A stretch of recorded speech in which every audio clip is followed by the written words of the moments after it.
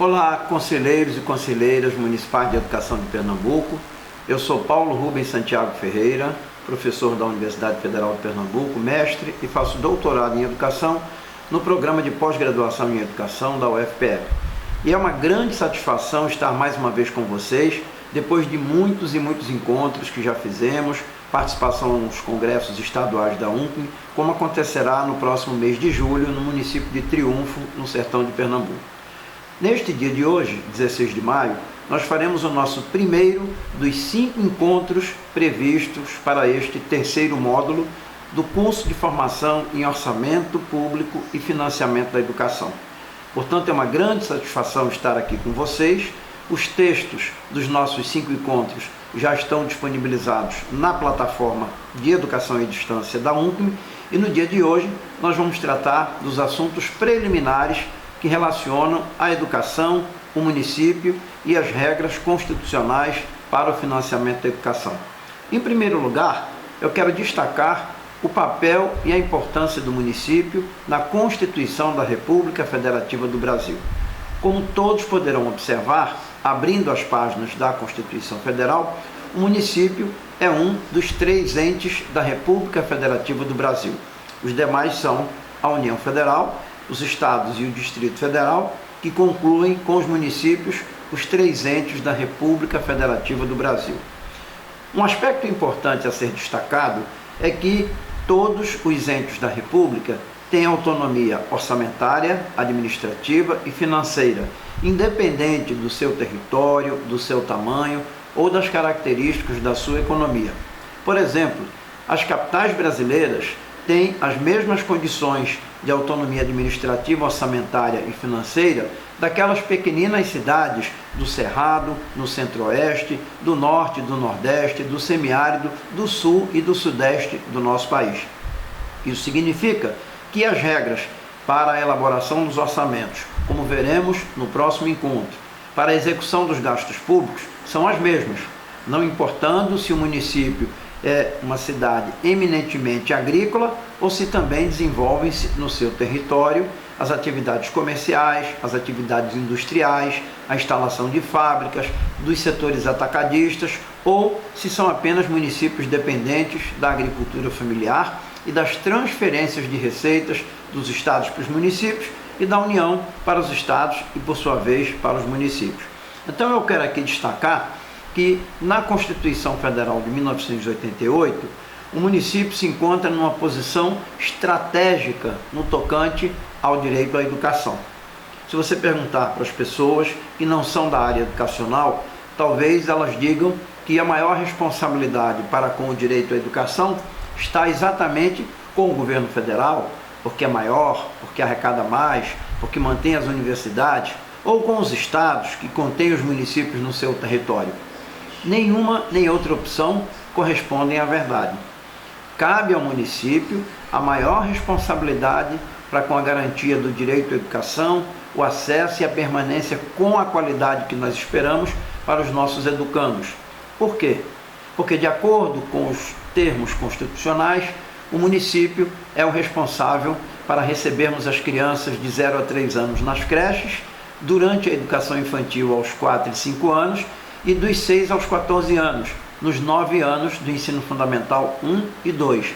Significa dizer que durante 14 anos o município é o responsável pelo acolhimento, pela construção da política educacional e pelo desenvolvimento do direito à educação.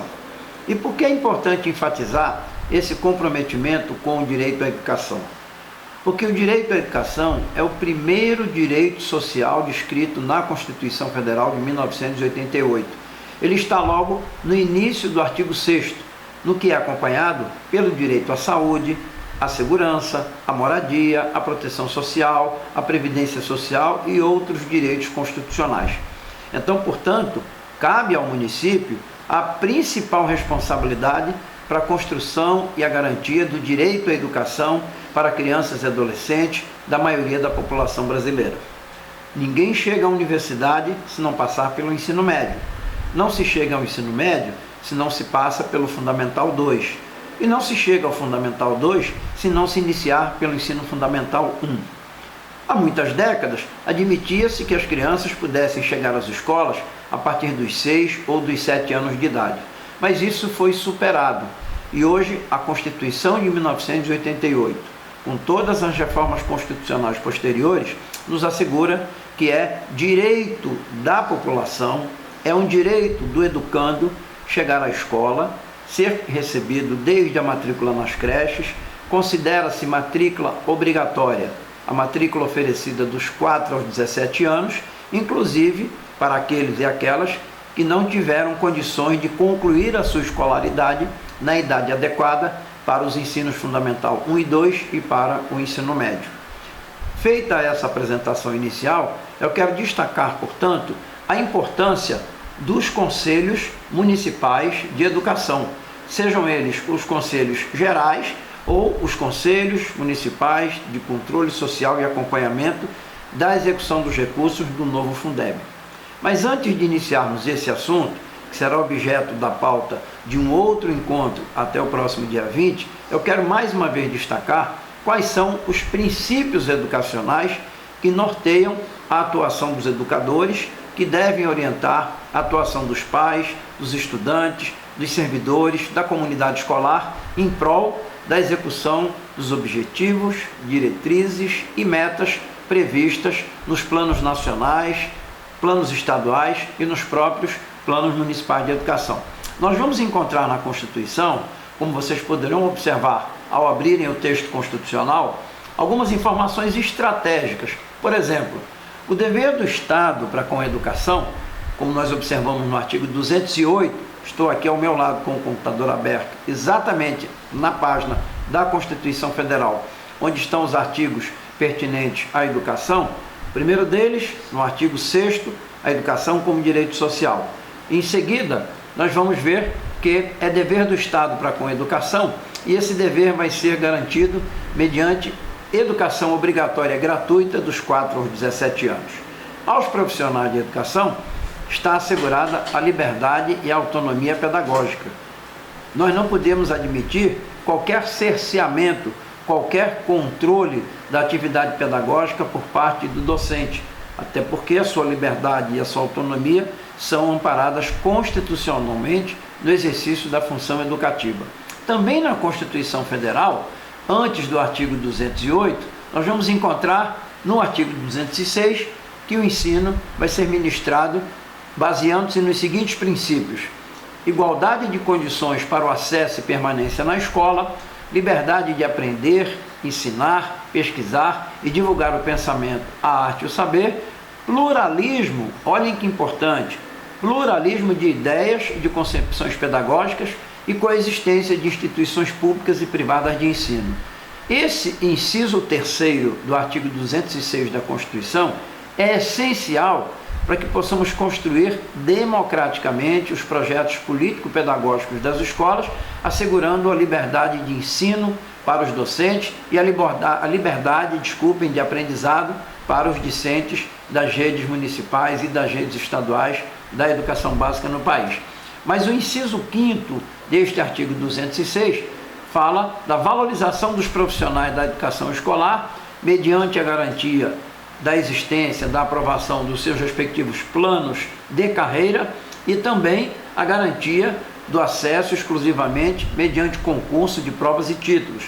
Isso precisa ser recuperado porque atualmente nós temos um grande número de professores e professoras em quase todos os municípios, sobretudo nas grandes cidades, principalmente as capitais, com contratos precários, contratos temporários, fazendo com que a sua atividade docente seja precarizada e a sua progressão na carreira seja praticamente inviabilizada, dada a condição desses contratos precários, desses contratos temporários. Também nós temos no artigo 206, como princípios constitucionais, a gestão democrática do ensino público na forma da lei, a garantia do padrão de qualidade, o piso salarial nacional para os profissionais da educação, o que foi uma conquista instaurada no ano de 2008, portanto há 14 anos, por meio da Lei 11.738.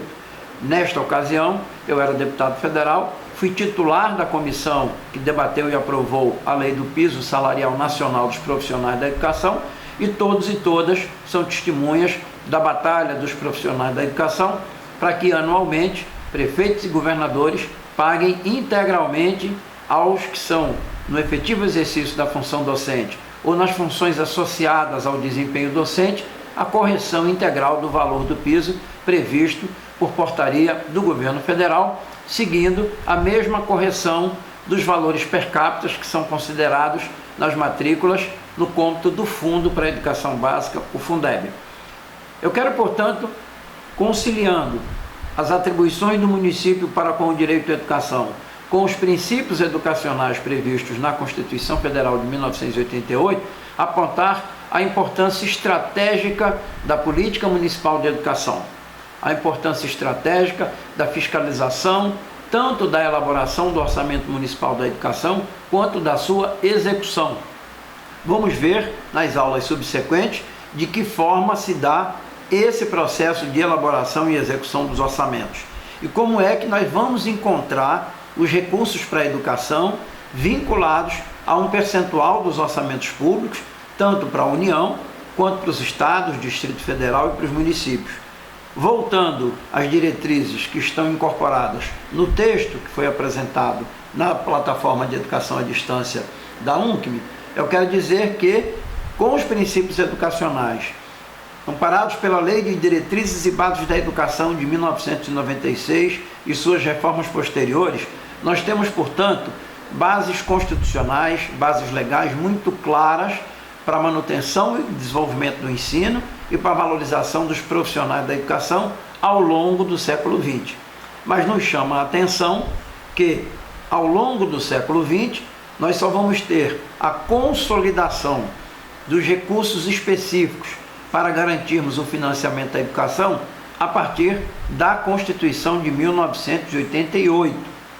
Porque antes da Constituição de 1988, só em 1934, 58 anos, melhor calculando, 54 anos antes da Constituição de 1988, só em 34, pela primeira vez, após a terceira década do século XX, foi escrito naquela Constituição que a União e os estados deveriam aplicar um percentual dos seus recursos para a garantia da educação primária, da manutenção e desenvolvimento do ensino.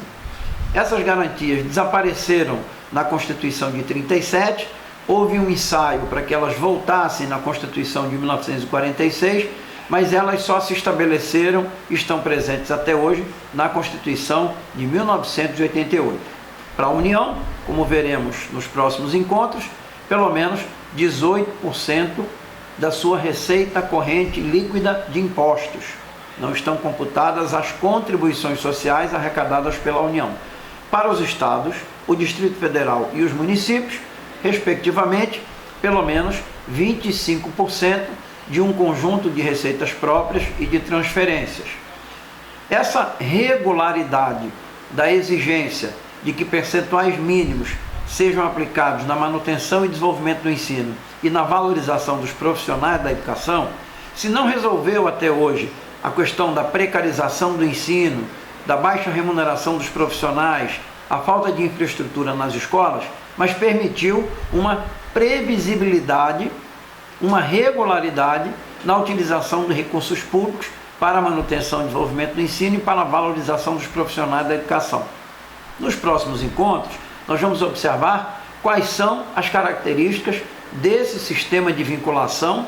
com a subvinculação posterior, a partir de 1996, chegando até 2020 com um novo Fundeb.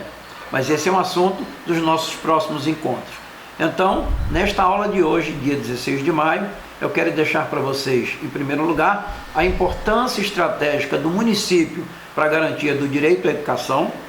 que o desenvolvimento e a manutenção do ensino nos municípios, bem como a valorização dos profissionais, estão amparados em leis, como a Lei de Diretrizes e Bases da Educação, na garantia do piso salarial nacional para os profissionais da educação, na vinculação e subvinculação de recursos, também amparados pelo texto constitucional. O texto da nossa aula está disponível na plataforma de EAD da UNCM e vamos, portanto, a partir de aqui, para o segundo módulo, para o segundo encontro, do próximo dia 17 de maio. Até lá, uma boa leitura, um bom estudo para todos e todas.